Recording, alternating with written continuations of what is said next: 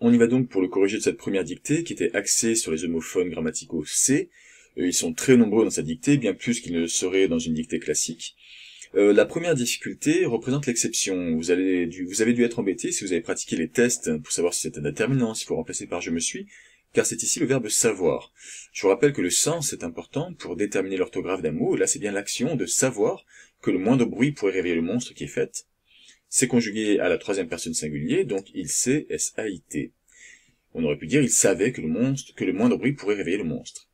Deuxième difficulté, une forme verbale en E ou ER, avec le mot réveiller. Vous connaissez le test, c'est le troisième dans la dictée commentée, on remplace par un verbe du troisième groupe, ou du deuxième, mordre, venir, finir. Il sait que le moindre bruit pourrait mordre le monstre, et donc cela indique que c'est l'infinitif et qu'il faut écrire ER. Les craquements de ses pas malgré toutes ces précautions. Alors, cette fois, j'ai bien un nom qui est placé devant le mot C, on peut dire un pas, on peut dire une précaution. C'est donc un déterminant, ce sont les siens de pas, ce sont les siennes de précaution, on écrit donc C-S-E-S pour les deux cas de figure. Résonne dans la caverne haute et sombre. Alors ici, on a un verbe, on peut le conjuguer, on pose donc la question, test 1, qui est-ce qui résonne dans la caverne haute et sombre? Ce sont ces pas. Pardon, les craquements de ces pas plutôt, pour être plus précis. Et donc il faut écrire résonne, E-N-T à la fin.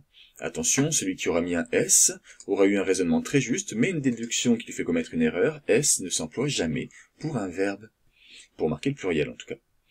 J'attire votre attention sur l'orthographe de résonne. Certains ont peut-être écrit R-A-I, ou en tout cas hésité. Raisonner R-A-I, c'est faire usage de sa raison, de sa réflexion. Ce serait un synonyme de réfléchir. Quand il s'agit de l'écho, d'un son qui résonne, c'est avec un E accent aigu. Le chevalier a toujours détesté ces lieux déserts. Alors, première difficulté, détester. On a une forme verbale encore en E ou ER.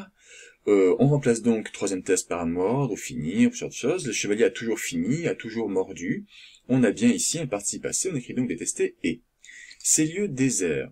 Désert est ici un adjectif, on le vérifie en plaçant je suis devant, on peut dire je suis désert.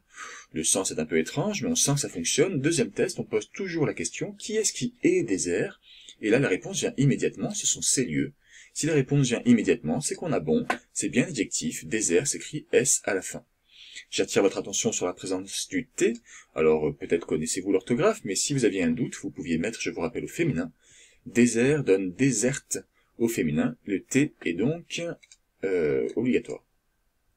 On finit, car il s'est déjà retrouvé pris au piège, sans possibilité de sortir.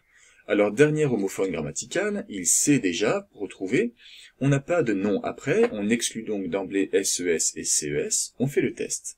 On remplace par je me suis, cela donnerait je me suis déjà retrouvé pris au piège, ça fonctionne. On écrit donc S''EST. Dernier mot, sans possibilité de sortir. J'ai voulu placer cela par rapport à l'orthographe lexicale. Première chose, c'est un mot féminin, c'est vrai, mais il n'y a pas de E à la fin. C'est le cas pour la très grande majorité des noms féminins se terminant par T. Ils s'écrivent TE et non pas TEE. Autre précision, cette fois d'ordre non pas lexical mais grammatical, il n'y a pas de S à la fin. Puisque c'est sans possibilité de sortir, ça veut dire qu'il n'y en a pas une seule. Autrement dit, ce n'est pas un pluriel, il ne fallait pas de S. Retenez donc notamment cet homophone grammatical, et en termes d'orthographe lexicale, les mots précaution, ce qui a dû peut-être vous poser problème, raisonner et possibilité.